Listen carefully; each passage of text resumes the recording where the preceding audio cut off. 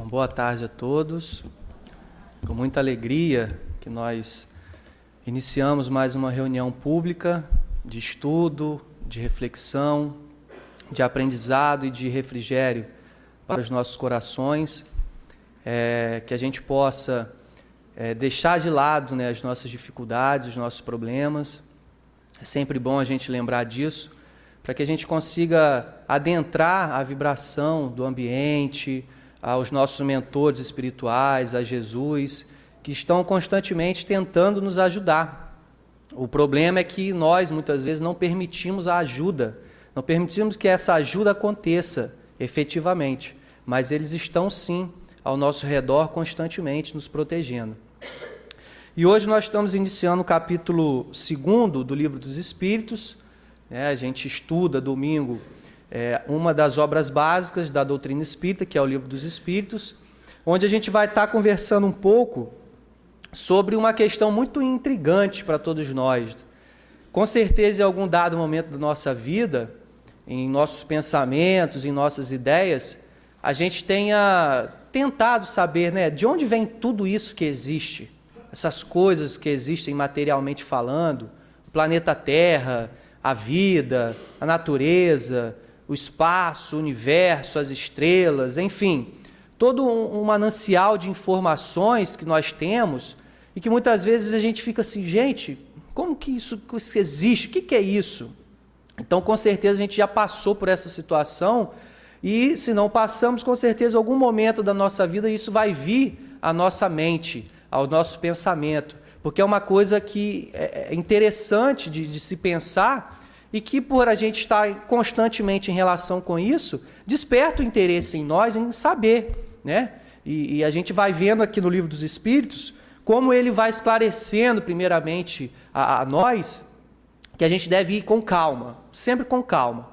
Na verdade, a doutrina espírita coloca para a gente que tudo no seu momento, que tudo tem a hora certa de acontecer.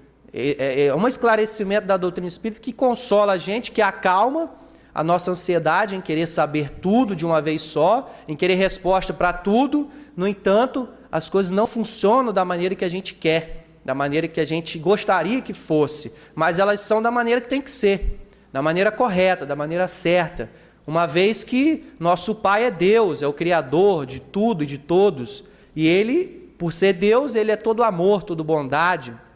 Então, tudo que acontece, tudo que existe tem um fim útil e tem uma causa boa, tem uma finalidade boa. Enfim, isso é uma coisa que nós temos que ter gravados na nossa mente, porque quando não conseguimos entender alguma coisa, a gente se defende, se escuda nessa explicação dos Espíritos. Não, você não entende, mas pelo menos você consegue entender que existe um Deus, que é todo amor e toda bondade, e que não criou nada que para o mal e nem nada inútil. Isso é uma coisa que nós temos que ter em mente.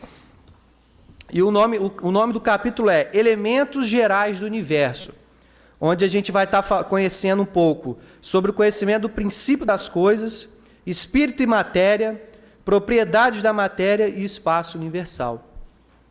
E na questão 17, ele inicia perguntando assim: é possível ao homem conhecer o princípio das coisas? É permitido e é possível nós, hoje, com o conhecimento que temos, com a inteligência que temos, a gente conhecer o princípio das coisas, como tudo se iniciou, como tudo acontece, da onde vem, quando foi criado, quando começou a existir? Ele responde: não. Deus não permite que tudo seja revelado ao homem neste mundo. Então é interessante a resposta dos Espíritos, porque quando ele fala não, a gente poderia pensar assim: poxa, mas se a gente não é permitido a nós, não é possível conhecermos as coisas tal como elas são, para que então que eu vou estudar? Para que eu vou me esforçar? Para que então que eu vou me dedicar a entender as leis da química, as leis da física, entender a geologia, a terra, enfim? Para que eu vou procurar entender isso se não é possível que eu aprenda e que eu conheça tudo no seu princípio? Mas aí ele fala no final: não permite que tudo seja revelado ao homem neste mundo. Essa é a palavra-chave, neste mundo em que habitamos. Que mundo é esse? planeta Terra, um mundo inferior, um mundo que tem como característica provas e expiações, onde os espíritos que estão reencarnados nesse mundo são espíritos ainda muito inferiorizados, nós, né? Resumindo, somos nós, com os nossos orgulhos, com as nossas vaidades, com as nossas dificuldades tantas. Você vê que nós hoje em dia vivemos o quê? O mundo de aparência. Nós consideramos o mundo de acordo com o que vemos. Aquilo que a gente vê, a gente acha que é aquilo, e não importa o que está por detrás. Esse é uma característica nossa. A gente vai muito pelo rótulo das coisas, pela marca, pela feição, pelo rosto, pelo corpo, enfim. Então é uma característica do nosso planeta, tá? O homem desvendará um dia o mistério das coisas que lhe estão ocultas. Só na pergunta a gente já faz uma observação. O homem desvendará, porque o que ele está colocando? Se neste mundo não é possível, em algum dado momento será possível. Mas por quê? Nós iremos desvendar com os nossos esforços, com a nossa luta, com as nossas pesquisas, com a nossa vontade. Porque outra coisa que nós temos hoje como característica do nosso planeta é o quê? Querer as coisas prontas. A gente quer que as coisas venham até nós e as coisas aconteçam. E muitas vezes a gente quer cruzar os braços e não quer se esforçar para isso. Então, na pergunta, a gente já faz essa observação: o homem desvendará. Ou seja, não vai cair do céu, não vai acontecer nenhum milagre, não vai acontecer nada. As coisas vão acontecer a partir de nós mesmos. E a resposta é: o véu se levanta para ele à medida que se depura. Mas, para compreender certas coisas, são-lhe necessárias faculdades que ele ainda não possui. Palavra-chave: à medida que a gente se depura. Olha aí o segredo da nossa capacidade de ampliar o nosso entendimento sobre as coisas. A gente depurar. Depurar o quê? Tá com o corpo limpo, com o corpo saudável? Não, não é isso que é ser uma pessoa depurada. É a gente melhorar o nosso moral. A gente vencer esses animais, esses monstros que nós carregamos dentro de nós. A nossa maldade, a nossa maledicência, as nossas más intenções, o nosso apego à matéria, o nosso ódio, a nossa vingança. Tudo isso que atrapalha, é como se embaçasse e arranhasse a lente dos nossos óculos, que não permite que a gente adentre a esse universo de percepção mais sutil, mais suave, mais brando. Então é isso que ele está colocando. À medida que a gente vai prestando atenção nos ensinamentos de Jesus, à medida que a gente vai entendendo os ensinamentos, à medida que a gente vai exemplificando e vivenciando isso, a nossa percepção das coisas vai mudando e a gente vai conseguindo compreender. Em um outro momento que ele fala que certas coisas são-lhe necessárias faculdades que ele não possui. O que ele está falando para a gente? Nós temos a capacidade de ver porque temos a faculdade da visão. Nós temos a visão, então nós enxergamos e conseguimos perceber o mundo à nossa volta. Nós temos a faculdade de ouvir. Então a gente percebe os sons porque a gente tem essa faculdade. Uma pessoa que não tem a visão, ela não consegue adentrar esse universo que a gente consegue. Mesmo que a gente tenha que explicar para ela, muitas vezes ela não vai entender, porque ela não vê, ela não enxerga, ela não consegue, ela não tem essa faculdade. A pessoa que não escuta, se a gente for falar do som, se a gente for falar coisas que só quem vai entender é quem escuta, quem passa pela situação. Então, ele está falando isso para a gente, que há coisas que nós não entendemos ainda no mundo que nós vivemos, que a gente não consegue compreender porque nós não temos a faculdade necessária para perceber. A mãe, por exemplo, que gera um filho, o marido muito provavelmente nunca vai conseguir compreender o que é gerar um filho, porque só ela que tem a capacidade de gerar um filho que sabe a emoção, a sensação, a dor, tudo que acontece, que é característico da mãe que está gerando um filho. Então o homem não consegue compreender isso, porque ele não gera um filho. Então é isso que a gente deve compreender. Quando a gente não conseguir adentrar o universo, quando a gente não conseguir perceber alguma coisa, entender alguma determinada situação, que a gente se volte para nós, ao invés de a gente se revoltar, da gente ficar questionando, e muitas vezes por orgulho e por vaidade, para a gente não assumir que a gente não conseguiu entender alguma coisa, a gente ajeita o argumento, a gente ajeita nas palavras, na fala, uma maneira com que a minha visão prevaleça. Eu não aceito que eu não consiga perceber. Então eu vou adaptando o mundo do jeito que eu quero. Por isso que se cria muitas vezes aí sistemas, teorias, leis, regras, normas, mas para poder ajustar ao que a pessoa quer, e não como é e como tem que ser de verdade. É isso que ele está falando para a gente. Na 19 ele pergunta: o homem não pode, através das investigações da ciência, desvendar alguns segredos da natureza? A resposta: a ciência lhe foi dada para seu adiantamento em todas as coisas, porém, ele não pode ultrapassar os limites fixados por Deus. Nós temos a ciência, que é um grande recurso que nós temos, que investiga a natureza, que investiga as leis que regem o mundo, enfim, estuda uma série de coisas que existem no nosso planeta. Mas, mesmo essa ciência, tendo essa possibilidade de estudo, de investigação, ela não ultrapassa esses limites que Deus fixou. Por quê? Às vezes a gente acha assim, não, descobrir uma coisa, né, nos nossos estudos, no que os cientistas descobrem, então, descobrir, né, como se fosse algo que a pessoa, pela sua potência, pelo seu trabalho ali, ela conseguiu por conta própria. Mas agora, a gente estudando aqui, a gente consegue perceber que não é bem assim que funciona. Tem um esforço, sim, tem o mérito da pessoa, mas, acima de tudo, tem a permissão de Deus. Deus que permitiu que naquele momento fosse descoberto aquilo. Deus que permitiu. As vacinas, os remédios, enfim, tudo que existe de invenção tecnológica e tudo mais, é uma permissão de Deus. Primeiro, Ele só vai permitir para nós aquilo que vai fazer o mínimo possível de mal para a gente.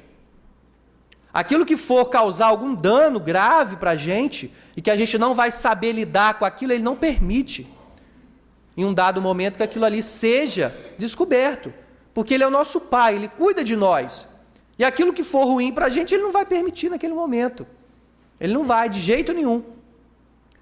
Então, o que Ele quer convidar para a gente aqui é, gente, nós temos sim, nós temos a faculdade, nós estudamos, nós nos aprimoramos, temos as invenções tecnológicas, temos um avanço tremendo no mundo material. Mas não deixe que isso envaideça e que isso aumente o seu orgulho. Não se creia totalmente poderoso, porque a gente tem as coisas. É isso que Ele está convidando a gente. Porque acima de tudo rege uma lei maior. Acima de tudo tem uma lei que cuida da gente. Hoje nós temos o microfone, por exemplo. Mas o microfone poderia ter sido inventado em outros momentos. Mas por que não foi? Por que não conseguiu? Porque faltava ainda inteligência para a gente e a necessidade também. Talvez essa invenção não seria aproveitada de uma maneira saudável, poderia ser inventada para outras coisas. Enfim, é um exemplo como a gente pode pegar em outras questões da nossa vida.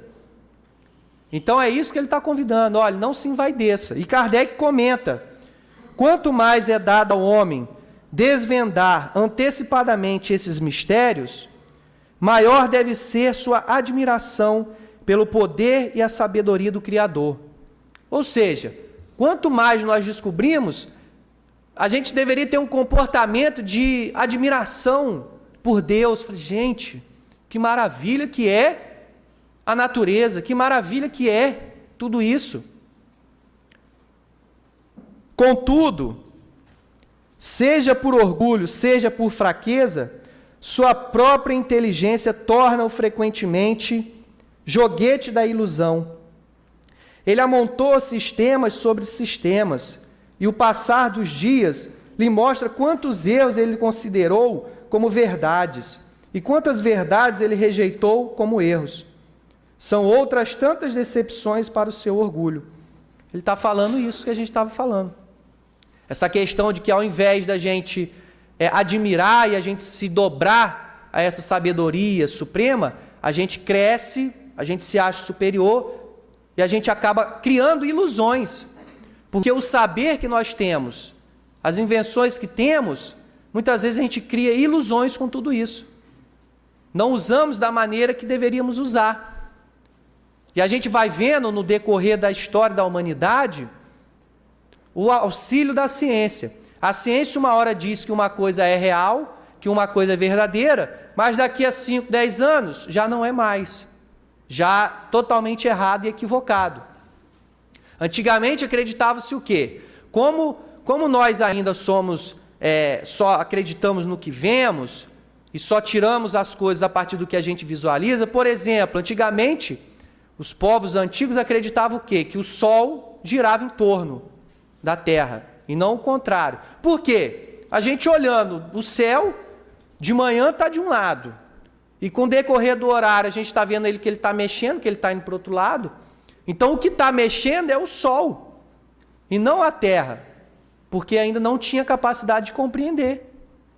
Aí com o avanço das ciências, a gente consegue perceber como a gente vive em um período iludidos, acreditando que é de uma maneira e que daqui a pouco a gente consegue descobrir. Então, mesmo que hoje nós temos um conhecimento, não vamos acreditar que é uma verdade absoluta. Não vamos acreditar, porque amanhã pode ser o contrário. E aí a gente, muitas vezes, perde o nosso tempo brigando, discutindo, perdendo a nossa saúde, para provar que aquilo ali que é o certo. Tá, mas será que realmente aquilo é o certo? Será que aquilo ali realmente é verdade? É verdade talvez para a gente, naquele momento, que entende daquela maneira. E mais daqui a alguns anos, será que vai continuar sendo aquilo? É isso que a gente tem que estar atento. E na 20 ele pergunta: fora das investigações científicas, é dada ao homem receber comunicações de uma ordem mais elevada sobre o que escapa ao testemunho de seus sentidos? Resposta: sim. Se Deus o julgar útil, pode revelar o que a ciência não pode explicar. E aí a gente vai para Jesus. Os ensinamentos de Jesus, que já foram passados há muitos e muito tempo atrás. Hoje nós compreendemos o quê? A lei de causa e efeito. Nós compreendemos que o que nós fazemos hoje vai repercutir amanhã, na nossa vida de espírito. Se eu faço coisas boas, eu vou também ter coisas boas no futuro. Se eu faço coisas ruins, eu vou ter coisas também que vão dificultar a minha vida, devido ao que eu fiz lá no passado. Mas a ciência não tem essa visão, não comprova isso, não mostra isso. Tem sim a lei de causa e efeito, mas na física, na matéria, né? Toda ação tem uma reação. Tem essa lei, mas essa parte moral, as consequências dos nossos atos, não. Isso é o quê? Uma revelação que está fora da ciência. Não foi a ciência que mostrou para a gente. Não foi a ciência que provou isso para a gente. Nós temos o conselho de Jesus para que a gente perdoe. Porque perdoando, a gente vai receber ajuda. E que ajuda é essa? Quem está cheio de mágoa no coração está sofrendo. Porque está alimentando esse pensamento, esse sentimento de ódio, de raiva. E está se envenenando e está se matando. Então a pessoa que perdoa, que se livra desses pensamentos e desses sentimentos, ela primeiramente se fica mais leve. E segundo, ela não vai mais sofrer as consequências dessa mágoa, desse ódio, desse desejo de vingança. Isso nós já temos essa informação há muito tempo. Não foi a ciência que nos deu, embora hoje a ciência esteja chegando à conclusão. Existem pesquisadores, existem aquelas pessoas que buscam isso e que já comprovam que a pessoa, perdoando, ela tem uma melhora significativa em algumas doenças, em algumas patologias. Isso que ele está falando para a gente. A reencarnação. Hoje, tem alguns pesquisadores que dizem já ter comprovado. Tem algumas pessoas que já comprovaram. Mas não é, no meio científico, uma coisa absoluta. Todos concordam, todos comprovaram. Não é. Mas nós já temos ideia da reencarnação há muito tempo. Foi revelado pela ciência? Não, não foi revelado pela ciência. Mas a ciência hoje está chegando à conclusão. Então são informações que nós temos, que nós recebemos durante toda a história da humanidade, que não está sob o controle da ciência. E que faz com que a gente observe cada vez mais esses ensinamentos do Cristo. Porque nós temos todo um manancial de informação ali que vai nos orientar para a nossa vida. Para não cometermos erros, para evitarmos novos equívocos e aproveitarmos a nossa vida. É isso que ele está falando. E aí tem um comentário de Kardec. É através dessas comunicações que o homem adquire, dentro de certos limites, o conhecimento de seu passado e de seu destino futuro. E o que nós temos para o nosso futuro, nosso destino? É a imortalidade da alma. Nós não vamos morrer, nós vamos continuar vivendo. Nós vamos continuar vivendo, nós somos espíritos imortais, e o que vai morrer é o corpo, que vai virar pó, vai voltar lá para a terra, e nós vamos continuar vivendo, com a bagagem do que a gente acarretou aqui agora, nessa encarnação e em outras encarnações. A gente aprende isso no colégio, nas aulas de física, de química, de biologia, não aprendemos. Mas temos essa revelação, temos esse estudo, temos essa compreensão, temos esses dados, essas informações que a doutrina espírita nos dá. E aí Kardec se interessa agora em perguntar para a gente sobre o espírito e a matéria. Já que somos espíritos imortais, já que o nosso mundo é um mundo material, onde a matéria é em grande quantidade, ele começa a investigar também esse lado. E ele pergunta na questão 21, a matéria existe de toda a eternidade como Deus ou foi criado por ele num certo tempo? A matéria. E ele responde, só Deus o sabe. Todavia, há uma coisa que vossa razão vos deve indicar, é que Deus, modelo de amor e de caridade, nunca esteve inativo. Por mais distante que possais imaginar o início de sua ação, podeis concebê-lo um segundo na ociosidade? É ele falando assim para a gente, calma, calma. Tem coisas que a gente ainda não consegue compreender. É isso que ele está falando. Mais uma ideia a gente tem que ter na nossa mente. Olha, que Deus nunca esteve inativo. Ele nunca deixou de criar. Ele nunca deixou de fazer as coisas, porque Ele é Deus.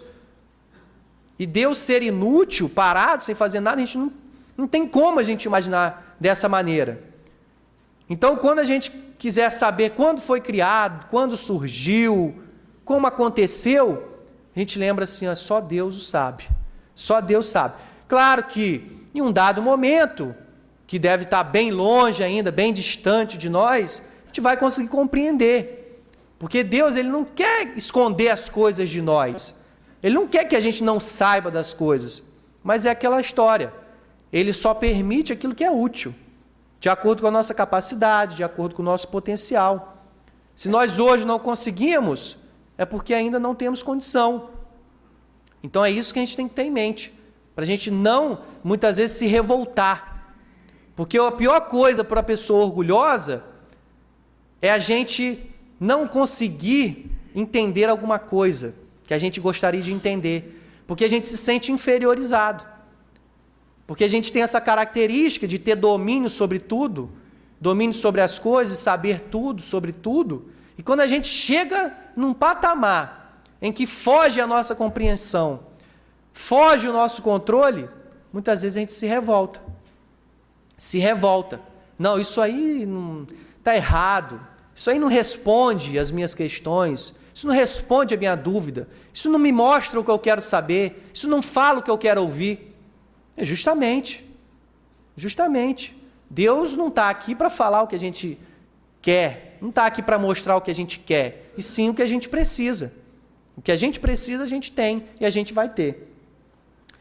Geralmente, define-se como matéria o que tem extensão, o que pode impressionar nossos sentidos, o que é impenetrável.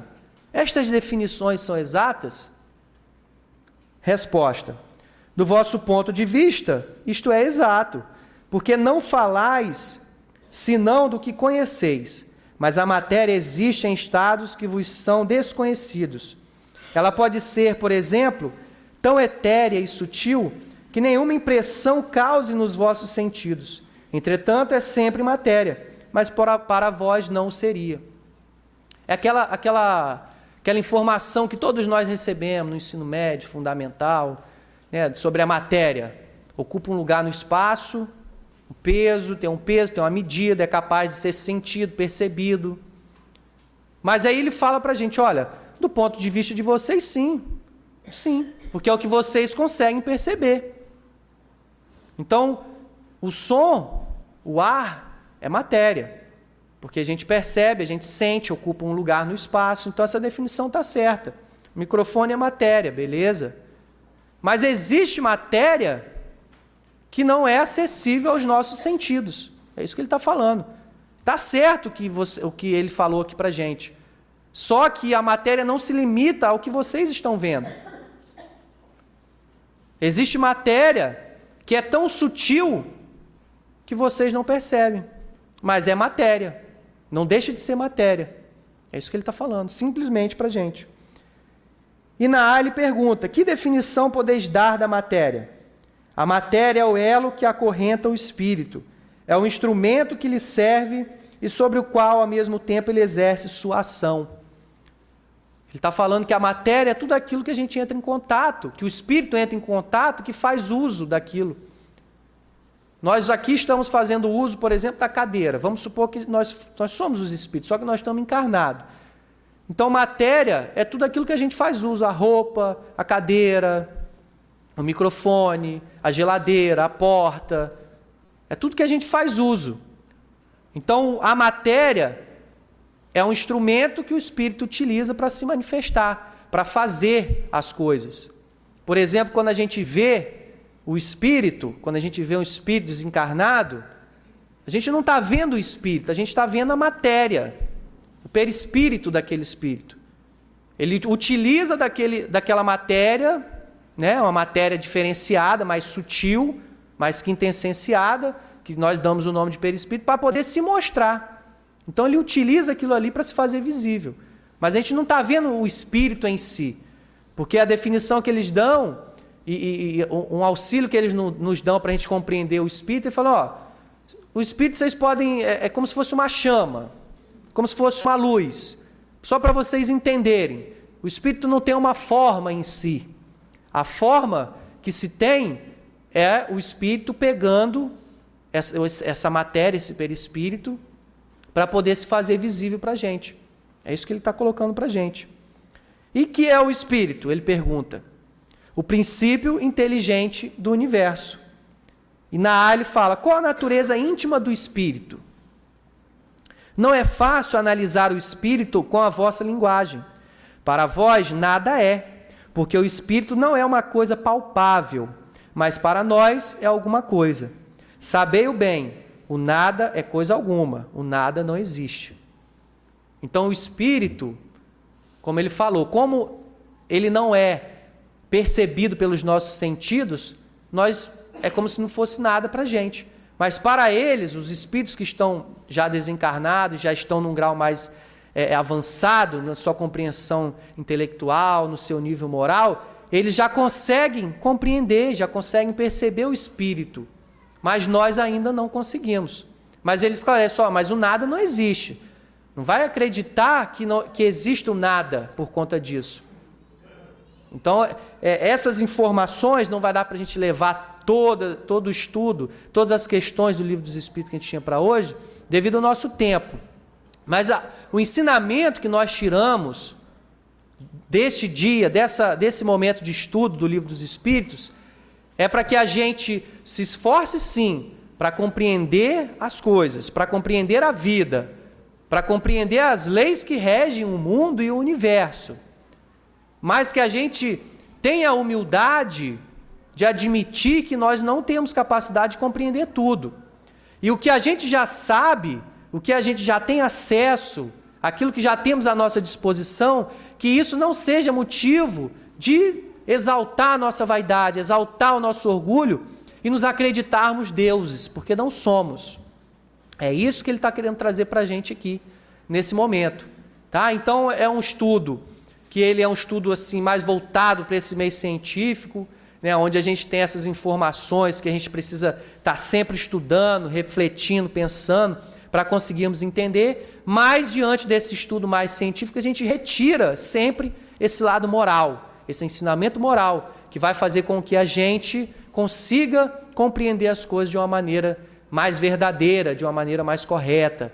Né? Então, que a gente tenha essa visão, que a gente esteja voltado sempre para o nosso desenvolvimento moral, para essa depuração que ele convoca a gente a fazer, que é uma das coisas mais importantes da nossa encarnação.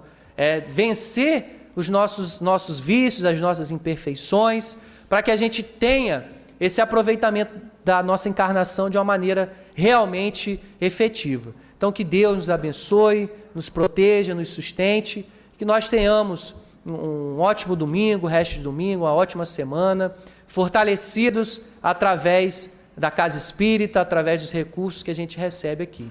Que assim seja.